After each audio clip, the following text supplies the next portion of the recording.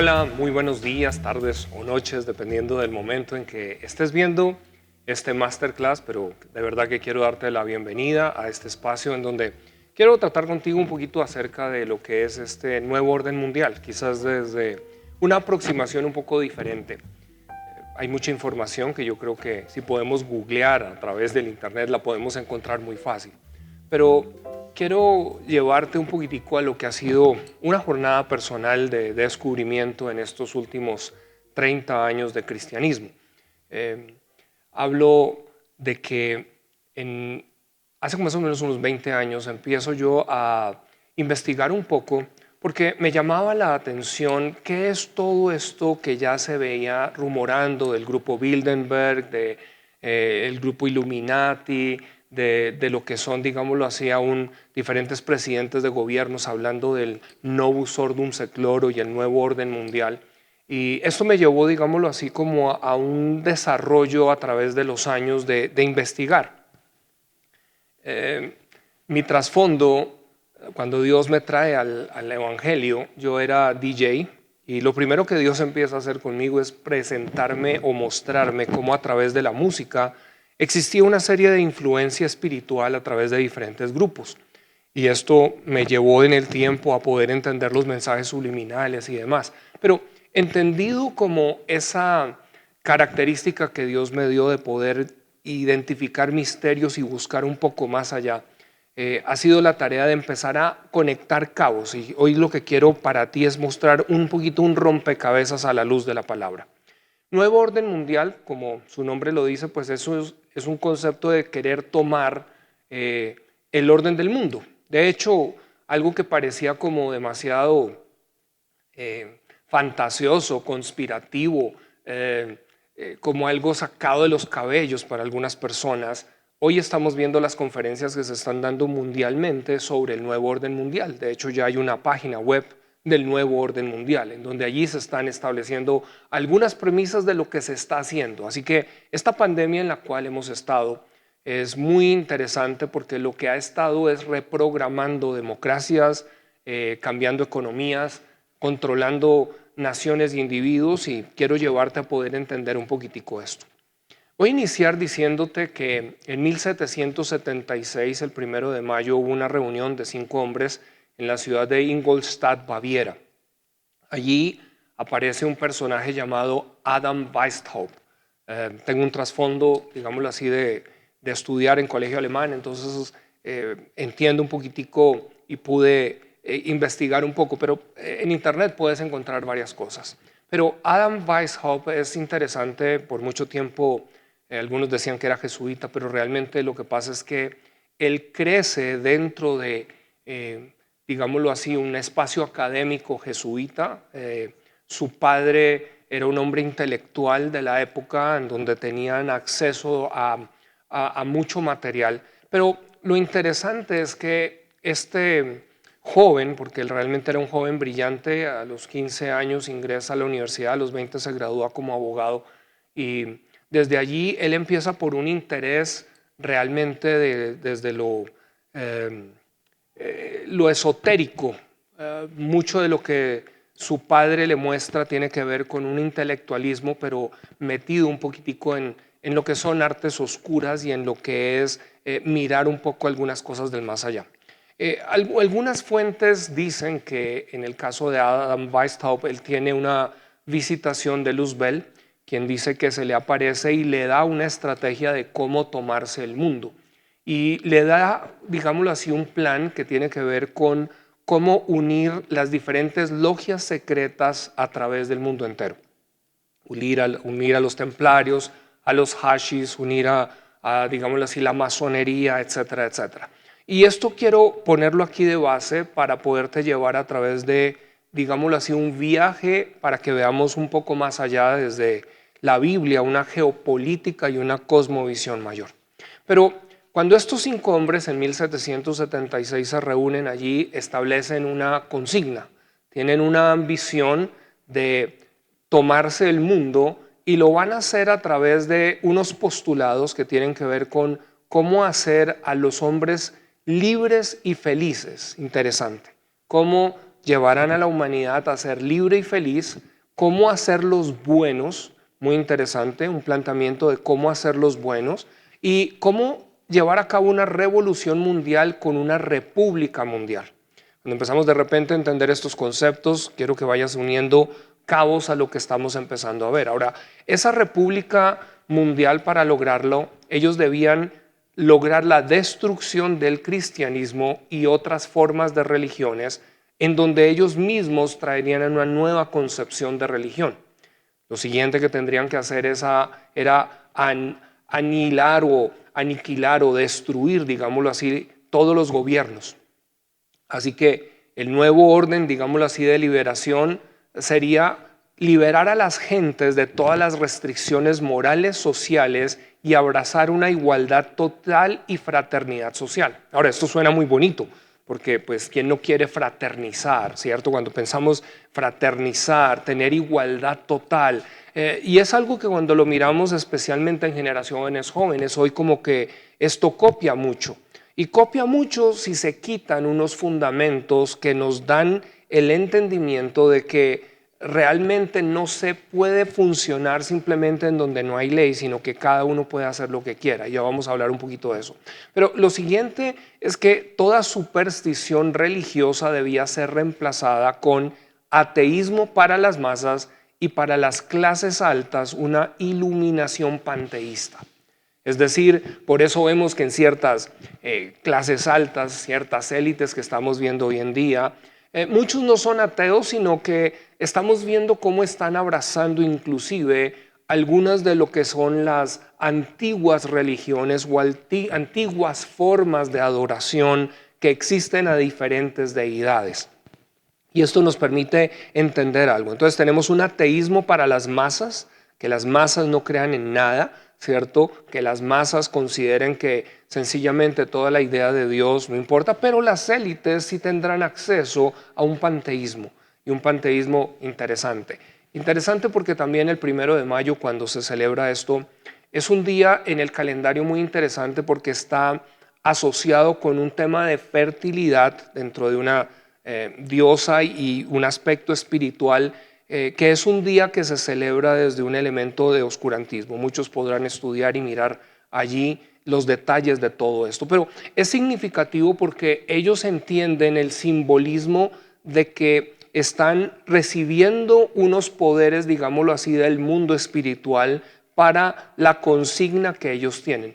Ahora, algo más dentro de todo este planteamiento es que la economía sería gobernada por un comunismo de bienes, es decir, un concepto en donde aparentemente todos tendrían lo mismo. Tal vez les suene un poquito la Agenda 2030 de Naciones Unidas, donde dice que no tendremos nada, pero seremos felices. Y aquí podemos entender una línea de todo este pensamiento. Y por último, la clase dirigente de iluminados gobernarían sobre este paraíso. Una de las frases de Adam Weishaupt, que es muy interesante, dice: los superiores de los iluminados debían ser vistos como los más perfectos y los más iluminados de los hombres. Ninguna duda debería hacerse o cuestionarse sobre ellos, ni siquiera su infalibilidad. ¡Wow! O sea que aquí pondría a estos hombres como dioses, como alguien infalible que está para tomar decisiones sobre el resto. Ahora, cuando empezamos a mirar esto acerca de un nuevo orden mundial, de repente esto nos lleva a entender la Biblia en otra luz. Lastimosamente tengo que decirlo que mucho del cristianismo que se le ha comunicado a la gente no es más que otra religión. Por eso tanta gente y tanta juventud sobre todo no quiere saber de un concepto cristiano, porque realmente se ha enmascarado solamente en hacer o no hacer y en castigo o recompensa. Pero cuando empezamos a mirar un poco más allá, la Biblia realmente es la única que nos permite mostrar que existe un mundo espiritual y que existe un mundo espiritual en el cual quiere traer una esclavitud sobre la gente y sobre la población. Ahí es donde nosotros empezamos de repente a entender una narrativa y una narrativa bíblica. Entonces vamos a decir que el nuevo orden mundial es sencillamente una república global en donde unos cuantos, que son los iluminados infalibles, dirigirán la tierra entera. Y aquí hay muchos pueden hacer conexiones ya con películas que tal vez han estado viendo, tal vez los Juegos del Hambre, y les parecerá interesante cómo la mayoría están allí divirtiéndose en un espectáculo en donde solo algunos tratan de sobrevivir mientras otros están allí en unas élites en algunos lugares especiales. Divergentes. Aquí es donde empezamos a entender que muchas de las narrativas que han salido desde Hollywood en realidad están hablando, porque algo interesante de lo que Weishaupt habla es que este concepto, porque ellos lo que fundan allí es la logia Illuminati, son los iluminados, pero la característica es que ellos deben hacer una metamorfosis o morfar en diferentes nombres para permanecer ocultos entre las sombras. Así que aquí viene un concepto interesante. Mucho de lo que se maneja muchas veces en las producciones, aún lo que vemos cuando uno empieza a entender estas cosas, si usted mira los Avengers, empieza de repente a mirar algunos elementos que están allí.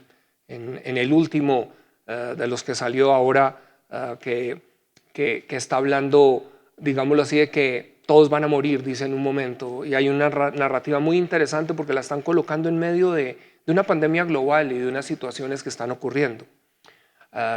Y aquí en este contexto quiero llevarlos entonces a la palabra, porque vamos a mirar que en la Biblia, cuando Dios crea al hombre, Dios pone al hombre para que tome el control de regreso de alguien que está sobre la tierra llamado Satanás. Y yo sé, muchos podrán decir, ay, aquí el cuento de Satanás. Bueno, la realidad es que siempre digo, si Satanás no existe, ¿por qué tantos quieren adorar lo que no existe? ¿Y por qué existen tantos cultos y vemos a través de la música tanto manejo precisamente a adorar a quien no existe? Pero cuando empezamos a entender que existe, empezamos a mirar, y aquí quiero llevar la Biblia desde otro plano. ¿Cómo puede un Dios que está en una cuarta dimensión, voy a definir como la dimensión del espíritu como una cuarta dimensión, hablar a seres de tres dimensiones? ¿Sí? Cuando usted no tiene concepto de una cuarta, la cuarta está aparte, ¿cómo logra comunicar algunas imágenes y conceptos? Así que cuando vamos a la Biblia, en el comienzo, y voy a leer aquí unas escrituras, si vamos a Génesis capítulo 1, es cuando Dios dice, hagamos a los seres humanos. Voy a leer desde la versión El Mensaje porque nos va a traer un entendimiento. Dice, hagamos seres humanos a nuestra imagen, hagámoslos reflejando nuestra naturaleza para que puedan ser responsables. Una palabra muy interesante. Responsables. Otras versiones hablan para que administren, pero dice para que sean responsables, dice aquí. ¿Y dice responsables de qué? Empieza a decir acá de los peces en el mar, los pájaros en el aire, el ganado y sí la tierra misma y de cada animal que se mueve sobre la faz de la tierra. Y aquí hay algo interesante porque en este contexto pone a un animal que luego miraremos como una serpiente. Pero Dios les dice, Dios creó a los seres humanos y los creó a su imagen reflejando la naturaleza de Dios, los creó hombre y mujer y Dios los bendijo, prosperen, reproduzcanse, llenen la tierra y háganse cargo. Sean responsables de los peces del mar y las aves en el aire y por toda cosa viviente que se mueve sobre la tierra. Así que el encargo divino es que el hombre tome control de este planeta, lo administre y lo lleve a su máximo potencial. Y esa palabra, sean responsables, es muy interesante, porque vamos a mirar que no se puede ser responsable independientemente del amor. Es decir, mientras el ego entra, vamos a mirar que simplemente vamos a buscar lo nuestro y no habrá necesidad de ser responsable porque solo querremos imponer lo que nos parece. Así que la autoridad, que es el principio que está aquí, es delegada. Un cuerpo sin aliento de vida no puede gobernar. Pero cuando miramos que vemos la historia que Satanás entra como la serpiente, la pregunta es qué es lo que la serpiente inyecta y qué es lo que Dios quiere tratar de mostrar. Así que si vamos, digámoslo así, a Génesis capítulo 3, versículo 8, hay algo interesante que pasa en el momento en que el hombre cae. Y ese momento es importante porque cuando Dios llama al hombre en el idioma español, el pronombre está incluido. Así que leeríamos, cuando Dios los llama luego de pecar, dice, y oyeron la voz de Jehová Dios que se paseaba en el huerto al aire del día y el hombre y su mujer se escondieron. Se escondieron de la presencia de Jehová Dios entre los árboles del huerto, mas Jehová Dios llamó al hombre y le dijo, ¿dónde estás tú? Y el verso 10 es el clave. Y él respondió, voy a escribírselo como se leería en el inglés.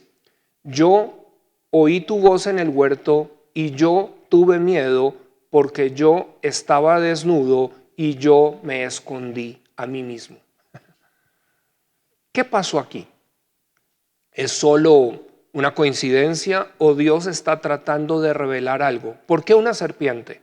¿Qué hace una serpiente? ¿Cómo ataca una serpiente a sus víctimas? Es interesante, ¿cierto? Porque ella inyecta. ¿Y inyecta algo a dónde? Al torrente sanguíneo. Y en el torrente sanguíneo, ¿qué es lo que existe? Dice la Biblia, la vida está en la sangre. Llevémoslo un poco más allá. Es decir, cuando se inyecta el torrente sanguíneo, lo que está diciendo es que aquí se modificó genéticamente el diseño del hombre y una nueva naturaleza entra a tomar el control, que es una naturaleza de egoísmo. Es una naturaleza del yo. La yoitis empieza y llegó la generación del iPhone, del iMac y del iTodo. Y él no sabe quién soy yo. Pero cuando empezamos a entender estos elementos, vamos a tratar de llevarlos a un nuevo orden mundial. Porque vamos a empezar a entender que aquí nos está dando la base. Hay un ser llamado Satanás que ha querido tener el control del mundo, es decir, la tierra era su jurisdicción. Pero Adán y Eva fueron plantados precisamente para destruir, digámoslo así, ese sistema y por el contrario, administrar la tierra y tener dominio sobre toda criatura, incluyendo este personaje. Ahora, en la caída vemos que el hombre toma una naturaleza, la naturaleza del yo. Por tiempo solamente les voy a dejar una referencia que está en Isaías 14, pero en Isaías 14, versos 11 en adelante es donde nos muestra quién era Satanás. Y lo interesante es que Satanás en un momento lo que dice es, yo subiré y seré semejante al Altísimo y yo elevaré mi trono al lado de Dios y yo estaré en las nubes y yo. Es decir, esa naturaleza del yo es lo que vino a alterar la genética humana. Muy importante entender ese concepto. Porque vamos a mirar que cuando la Biblia empieza a correr, vemos que viene por causa del egoísmo en el hombre, por causa de esta naturaleza, llega tal maldad que es cuando Dios trae el diluvio. Pero posterior al diluvio encontramos ya la tierra siendo poblada nuevamente y encontramos que Dios en Génesis capítulo 12 llama a Abraham. Y lo llama y le dice, realmente Dios le da el plan estratégico a Abraham. Yo quiero, Abraham, que tú salgas de tu tierra y de tu parentela, Génesis 12, versos 1 y 2. Haré de ti una gran nación. Entonces aquí empezamos una estrategia de Dios diciendo, voy a ser una nación. Ahora, quiero que tú pienses por un momento, ¿qué se requiere para ser nación? Pero Dios le dice, yo voy a hacer de ti una nación. Esa nación será el pueblo de Israel, porque a través del pueblo de Israel Dios quiere liberar a la humanidad de una esclavitud. Entonces, haré de ti una gran nación, te bendeciré, engrandeceré tu nombre y serás bendición y serán benditas en ti todas las familias de la tierra. Todo el Antiguo Testamento empieza a darnos un plan estratégico. Es decir, Génesis 1 a Génesis 12 son 2000 años, Génesis 12 a Malaquías son 2000 años hasta la venida de Jesús y de Jesús a hoy han pasado 2000 años. Ahora, en ese marco vamos a empezar a entender que hay un plan de Dios en medio de ello. Lo primero es haré de ti una nación. Esa nación viene a ser Israel. Pero esa nación le dice Dios a Abraham 400 años adelante, de ti voy a sacar una nación. Entonces vienen los hijos, ¿cierto? Isaac, Jacob, los 12 patriarcas, dentro de ellos está José, y José lo encontramos ya en un imperio, Egipto. Cuando Dios viene ahora para sacar a Israel de Egipto, ¿qué es Egipto? Y aquí quiero que empecemos a mirar. Egipto es el nuevo orden mundial de su momento. Es un sistema o una república en donde existe un iluminado. Ese iluminado es Faraón. Ese Faraón es un dios. Lo que Faraón dice, sencillamente se hace. Es decir, cuando Moisés va a sacar al pueblo, realmente se está confrontando con Dios. Y lo que tiene realmente Egipto es un panteísmo, es decir, es una adoración de diferentes dioses a los cuales el Dios de la Biblia se enfrenta. Y lo que el Dios de la Biblia va a hacer es que todos los dioses que tenía Egipto, las plagas realmente vinieron a confrontar cada dios de Egipto y traerles a ellos realmente derrota. De allí Dios saca al pueblo de Israel para empezar a decirles: voy a hacer de ustedes una nación. Una nación para que pueda salir del nuevo orden mundial, una nación que pueda salir, voy a decirlo de esta manera, de tiranos y de sistemas que van a tratar de esclavizar a la humanidad. Eso era Egipto, salieron de una esclavitud. La pregunta es, ¿eran libres cuando salieron? Porque diríamos, ya Moisés cumplió la tarea al sacarlos de Egipto, pero ¿por qué entonces, luego de que salen de Egipto, es que Dios ahora les da una ley moral? Y aquí empezamos a entender algo. La ley moral, que es mayor, tiene que ver con mantener la libertad, porque de lo contrario, otros van a tratar de usurpar el poder a su manera. Entonces Dios da una ley moral con el objetivo que se mantengan en libertad, y de allí Dios les ordena que puedan mantenerse construyendo una nación para el final de los días. Ahora, en medio de esa jornada estamos viendo que Satanás sigue con su plan, y es donde empezamos a ver en la Biblia, en el Antiguo Testamento, siempre un paralelo. Dios está formando una nación, pero empezamos a ver algunos imperios. Entonces ahora vamos a empezar a ir a Daniel capítulo 2. En Daniel capítulo 2 vamos a encontrar algo interesante, porque es un sueño que Dios le da al rey de turno. Ese rey es Nabucodonosor. Y vamos a decir que ese imperio es lo que sería el orden mundial del momento. Ese rey gobierna sobre todo. Pero luego, dice la Biblia, Dios le revela a Nabucodonosor que vienen después de él otros reinos. Entonces viene después lo que son los persas, vienen después lo que serán los griegos, y viene después lo que será Roma. Cada uno de ellos fueron imperios brutales, imperios en donde no existía, llamémoslo así, una ley moral. La ley moral era la ley del fuerte y la ley del que está en el poder. Muy similar a lo que estamos oyendo aquí de los iluminados, que quieren crear una república global sencillamente para someter a las masas. Pero lo interesante en el libro de Daniel, en el capítulo 2, es que vamos a encontrar una imagen que es importante, y la quiero conectar ahora con este concepto de nuevo orden mundial. Porque desde Roma es el momento en que Cristo viene. Cristo y las enseñanzas de Jesús realmente empiezan a permear el imperio romano, a donde Roma empieza a colapsar. Existen unas leyes morales que Dios empieza a traer a través de un pueblo. Es donde empezamos a ver el evangelio, cuando Pablo predica, y lo que dicen de Pablo es: estos que trastornan el mundo han llegado acá. ¿Qué están trayendo? Una ley moral, una ley del amor, una ley que está permitiendo a los hombres realmente vivir en unidad, en amistad. Una ley que está trayendo dignidad, que en ese tiempo personas enfermas se tiraban a la calle, niñas eran abandonadas y abortadas, se pisoteaba, digámoslo así, a los ancianos porque se consideraban desechos. Es realmente el cristianismo el que, a través de la dignidad humana, trae una restauración, trae una dignidad a la misma mujer que era considerada como nada, digámoslo así, en esos momentos. Y ahí nosotros tenemos que entender el poder del evangelio. Pero estamos hablando que por 2000 años el evangelio, después de 12 hombres, empezó a ir a las naciones de la tierra. Y ha estado yendo a las naciones de la tierra, sembrando unas semillas de unos fundamentos.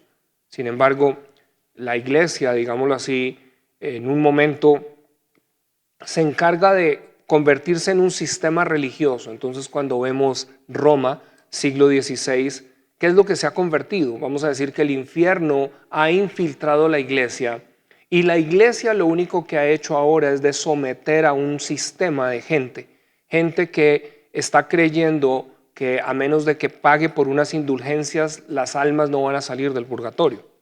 Es allí cuando viene Martín Lutero y viene una reforma. Pero si miramos un poquito la reforma protestante lo que hizo fue traer unos fundamentos morales que formó lo que se llama hoy Occidente. Porque recuerdo cuando estaba terminando el colegio, estaba en el colegio alemán, fui a Alemania, ¿Por qué en el año 89 yo pude ver cómo usted iba a la estación de metro y no había un inspector? Ya usted compraba su tiquete en una máquina y nadie le estaba revisando su tiquete. ¿Qué creó sociedades occidentales en donde nadie tenía que estar velando para que el otro pagara? ¿Por qué adelante, en donde estoy en un entrenamiento con una compañía aérea Lufthansa, que estoy en Alemania, una vez salgo a un pueblo y veo que está todo el comercio exhibido y las cosas que están allí, y yo me pregunto, ¿y no se roban eso? Y había un alemán y me dice, no había pensado en eso. ¿Por qué? Porque él entendía un concepto de propiedad privada. ¿De dónde vino? Del Evangelio. Dios saca a un pueblo esclavo a una tierra prometida para que puedan tener propiedad de manera que no sean esclavos. Pero el elemento faltante y que la reforma trae es que cuando el amor está en el corazón, el capitalismo no es voraz, porque se trata no de ambición, se trata del desarrollo para compartir y para poder establecer sociedades justas. O sea que ahí empezamos a mirar entonces un desarrollo. O sea que cuando Occidente empieza a florecer, luego llega el momento en donde algunos puritanos tienen que huir por una persecución religiosa y llegan a una nación como Norteamérica. Y si uno estudia el fundamento de Norteamérica, es interesante que eran los famosos peregrinos que llegan buscando un territorio donde adorar a Dios y donde constituir una nación bajo Dios, en donde no fuera una corrupción que existía en las élites. Siempre que hay unas élites sin un código moral van a traer simplemente esclavitud. Y empiezan a ser una nación en donde establece una constitución basada en las leyes divinas. Y esto es importante para entender el concepto de orden mundial. ¿Por qué? Porque esa nación es lo que empieza a ser un bastión de libertad al mundo entero. Así que la consigna es cómo vamos a derruir, cómo vamos a echar abajo esta nación, porque esta nación lo que ha empezado es a traer al mundo unos fundamentos morales nuevamente.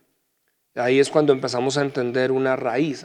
O sea que los principios morales, ¿por qué hoy en día ya no es así? Pero ¿por qué años atrás una gente alemana, holandesa, por qué no tenían tanta corrupción o prácticamente sus gobiernos no tenían corrupción?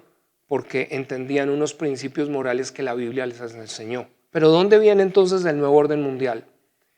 Cuando miramos el nazismo y cuando miramos lo que es la guerra que empieza en Europa durante la Segunda Guerra Mundial, a veces no conectamos que lo que se estaba gestando allí era cómo demoler un bastión moral.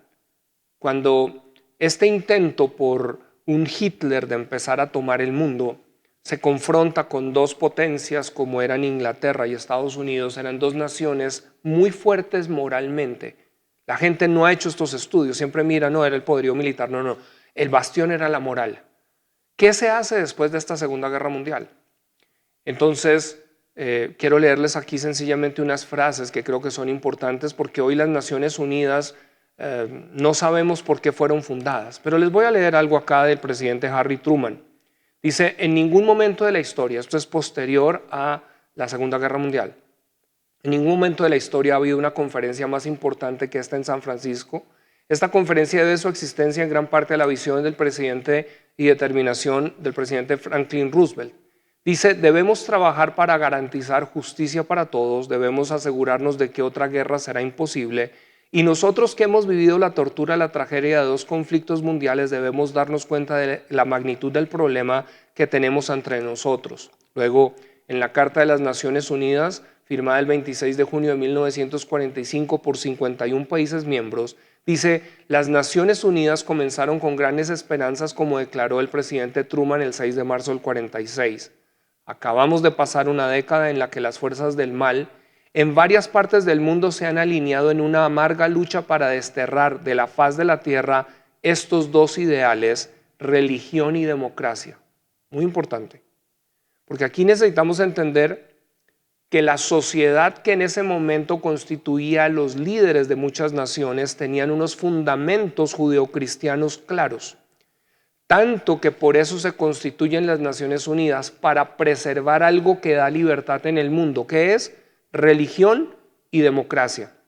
Entendida religión como el cristianismo, ya vamos a verlo, fundada en un principio básico, el valor y la dignidad del hombre y la mujer como individuos. Es decir, entienden que el hombre y la mujer son individuos que Dios ha creado. Pero Truman continúa diciendo esto: la dictadura se basa en la doctrina en que hombres, mujeres y niños fueron puestos en la tierra con el único propósito de servir al Estado. Pues ahora empezamos a entender, o sea que hay una línea Illuminati de lo que estos hombres plantearon, que hoy estamos viendo en nuestras sociedades tratando de llamar democracia a una Venezuela. Eso no es una democracia, es una dictadura. Llamar democracia a Cuba, eso no es una democracia, es una dictadura. ¿Por qué? Porque se abolió de esos países unos fundamentos morales en donde el cristianismo daba el sustento. Pero aquí es donde necesitamos entender, cuando no entendemos la narrativa bíblica, que Dios saca a Israel de Egipto, que era un superestado, y Dios sacó después a Israel, porque cuando caen en cautividad es cuando se abandonan las leyes de Dios, entonces terminan en otro superestado como es Babilonia, otro superestado a donde terminó Grecia, donde terminó Roma. Ahí empezamos de pronto a entender, o sea que lo que se está formando delante de nosotros como un nuevo orden mundial es solo la siguiente superestructura para tratar de someter a los pueblos bajo unas ideas que están totalmente ajenas a Dios. Y aquí dice Truman, continuó, la iglesia protestante, la iglesia católica y la sinagoga judía unidas en la unidad estadounidense de hermandad deben proporcionar las fuerzas de choque para lograr este despertar moral y espiritual. Es decir, Weishaupt tenía claro que mientras haya una conciencia moral en la sociedad, será difícil implementar una dictadura, será difícil establecer un sistema, un régimen totalitario que pueda someter a la gente. Y eso es lo que estamos empezando a mirar en estos momentos globalmente. A menos que se haga, dice, nos dirigiremos al desastre que merecemos.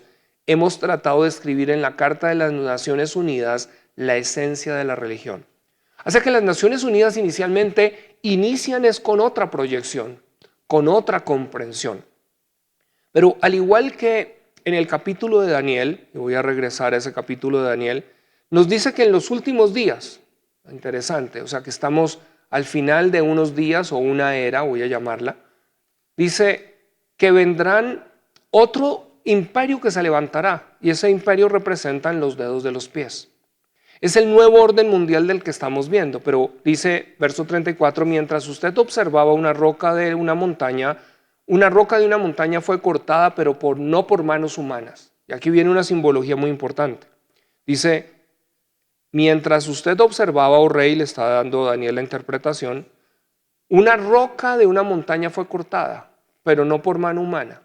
Ahora aquí viene un mensaje interesante, una roca.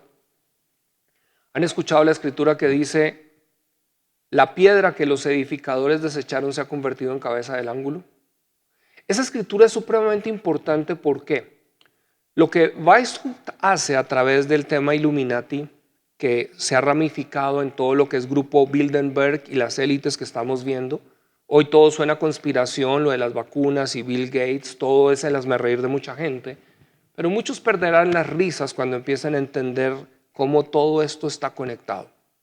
Pero aquí empezamos a entender que esos dedos están hablando de diferentes naciones, lo habla allí, o vamos a decir que serían personajes que se van a unir para lograr un imperio mayor. Pero hay una roca, y es interesante porque los masones llaman al arquitecto o al dios al que ellos pretenden venerar, el perito constructor, el supremo arquitecto, pero yo creo que Dios en su sabiduría dejó esa escritura, la piedra que los edificadores desecharon o los constructores, masones se llaman a sí mismos constructores, dice, vino a ser cabeza del ángulo, es decir, es Cristo.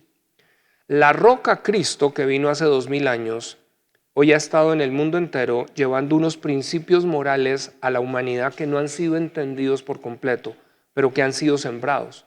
Pero dice, la roca golpeó los pies de hierro y barro y los hizo pedazos. La estatua quedó reducida a pequeños trozos de hierro, barro, bronce, plata y oro, y luego el viento se los llevó sin dejar rastro alguno, como la paja cuando se trilla en el grano. Es decir, cada una de estas partes de esta gran imagen representa un imperio. creo que estamos frente a este gran imperio que se llama el nuevo orden mundial. Este nuevo orden mundial viene estableciendo una agenda que poco a poco estamos empezando a identificar muy claramente, que son estos postulados que hablé.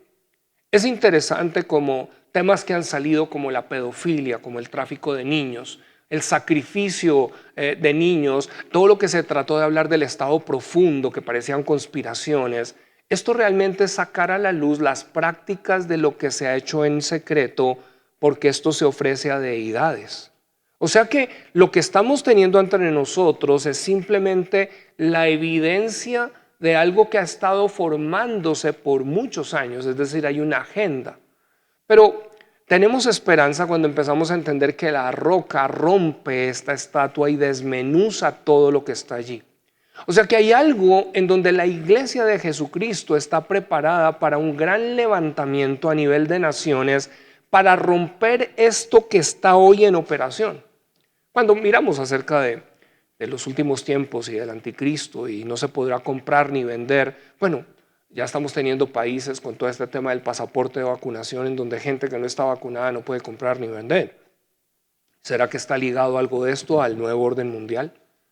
¿Será que dentro de esta consigna de nuevo orden mundial es lo que la Biblia sencillamente nos ha hablado a través del tiempo? Pero ¿qué es lo que tenemos que entender tú y yo? El pueblo de Israel en 1948 recibió su territorio tal cual Dios le prometió. Dios le dijo, yo los voy a llevar a la tierra que le prometí a Abraham. Van a estar errantes por las naciones, pero los voy a llevar. Y ahora, ¿qué se ha formado allí? Una nación. Una nación que tiene realmente unos fundamentos morales, que los han abrazado ante el mundo y que por supuesto todavía hay una parte oscurecida para ellos. Pero lo que quiero entender es, Israel está en posición. Ahora Dios va a hacer algo en el mundo entero.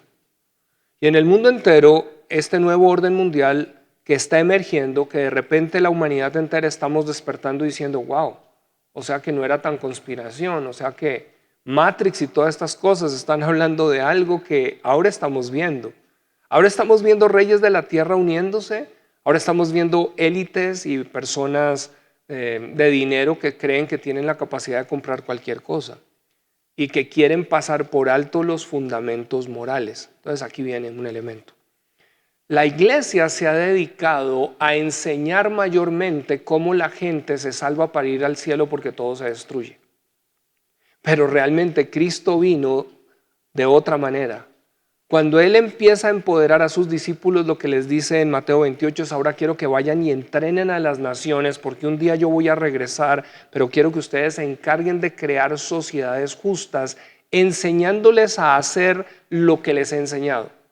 Lo que pasa es que la iglesia nos encerramos pensando que lo que nos enseñó a hacer solo fueron unos milagros en 4 paredes, pero no a realmente dirigir naciones, no a empezar realmente a posicionar líderes bajo propósitos en diferentes estados, lugares, oficios. ¿Para qué? Para que creen algo. ¿Por qué?